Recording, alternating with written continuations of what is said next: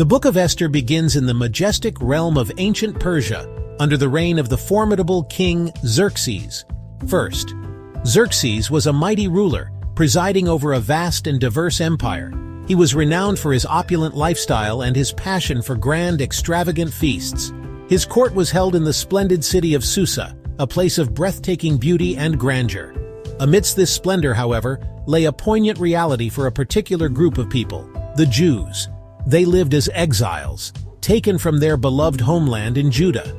Despite their captivity, they clung tenaciously to their faith and cherished traditions. Among them was a young woman named Hadassah, who would later be known as Esther.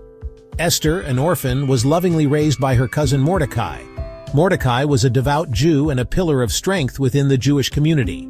He instilled in Esther a profound sense of her heritage and an unwavering love for her people. Little did they know, Esther was destined for a role that would alter their fate forever. In a grand display of his power and wealth, King Xerxes decided to host a lavish feast that spanned many days. He commanded his queen Vashti to appear before him and his guests to showcase her beauty. However, Queen Vashti courageously refused the king's request, an act seen as both defiant and a challenge to his authority. The king, enraged by Vashti's disobedience, deposed her as queen. He then commanded a search throughout his vast kingdom for a new queen, one who would embody not just beauty and grace, but also a spirit of unwavering loyalty. Young women from every province were brought to the palace in Susa, including a humble and courageous young woman named Esther. Esther's radiant beauty and inner charm captivated the king's heart. What he did not know was that Esther carried a profound secret. She was Jewish. On Mordecai's wise counsel, she concealed her Jewish identity, fearing it might jeopardize her destiny. She was given the Persian name Esther, meaning star, a reflection of her luminous presence and inner strength. Esther found favor in the eyes of Hegai, the king's eunuch who oversaw the women, who saw in her a rare and special grace. He provided her with special beauty treatments and the finest foods, ensuring she was prepared for her moment of destiny. Finally, the day arrived when it was Esther's turn to appear before King Xerxes. The king was utterly smitten by her beauty and grace, seeing in her a queen like no other. He placed the royal crown upon her head, proclaiming her the new queen of Persia, a beacon of hope and light. Despite her newfound status and luxury, Esther remained humble and obedient to Mordecai, her heart full of gratitude and purpose. She continued to conceal her Jewish identity, unaware of the pivotal role it would soon play in her life and the fate of her people, a destiny that would inspire generations to come.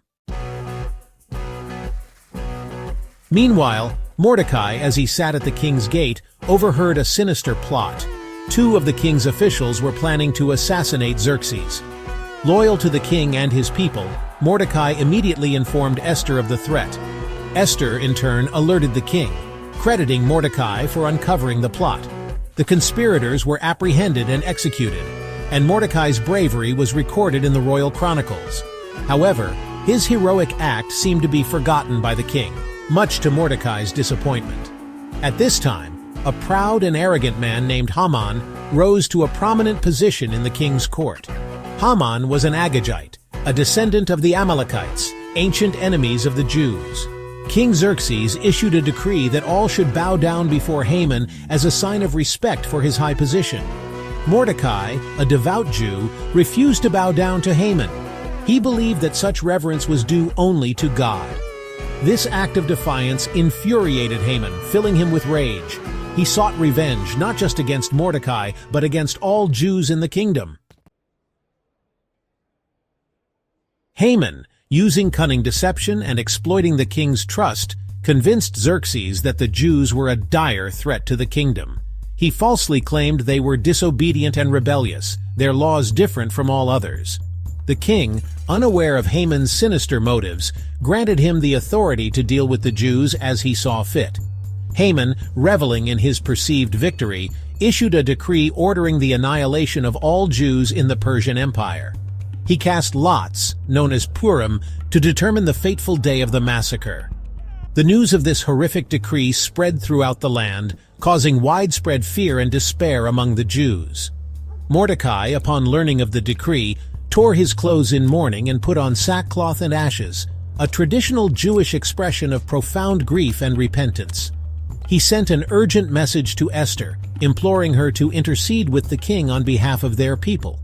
Esther was initially hesitant, knowing that approaching the king without being summoned was a perilous act, punishable by death.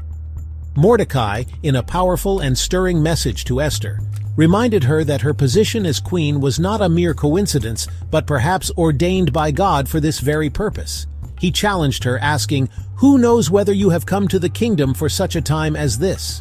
Inspired by Mordecai's words, Esther rose to the challenge, embodying courage and faith. Her bravery not only saved her people but also left a legacy of hope and resilience. Let Esther's story inspire you to stand up for what is right, no matter the odds. If you enjoyed this story, please subscribe, like, and share to spread the message of courage and hope.